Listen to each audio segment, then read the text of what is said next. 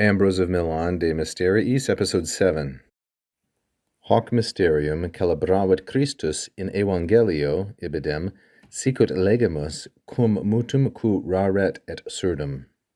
As Ambrose begins section 4 of chapter 1, he says, this mystery Christ celebrated in the gospel.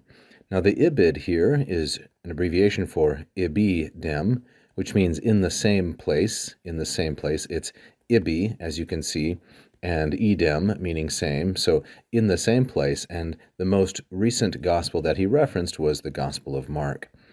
So he says Christ celebrated this mystery, that is the mystery of the opening, apertionis, the genitive from the previous portion.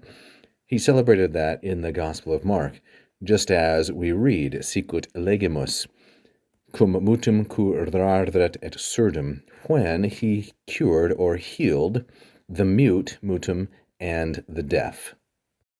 So I would suggest that this is a fairly easy sentence. We start with the object, hoc mysterium, a neuter singular and accusative, mysterium, modified by hoc. Then we have the verb, celebravit. It's a third singular perfect, of course, from the first conjugation verb, celebro, celebrare, then the subject in the masculine singular nominative, the prepositional phrase. Christ celebrated this mystery in the gospel, the same one just mentioned. Again, to review the Gospel of Mark, sicut, this is parenthetical, just as we read. When, cum, so here's a cum temporal. I would suggest it's cum temporal.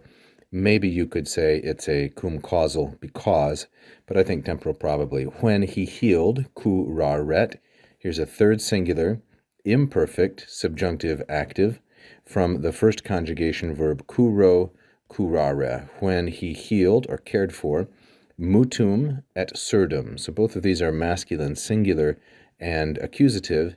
The mute man, the dumb man who couldn't speak, et surdum, and the deaf man. So by opening the ear and by opening the mouth, Christ celebrated the mystery of opening. So says Ambrose as he interprets this part of the mysterium. If you enjoyed that little video lesson, please go ahead and subscribe for us, click the bell and so forth. Check out the other videos on this page, leave a comment, and please be sure to check out our Patreon page as well.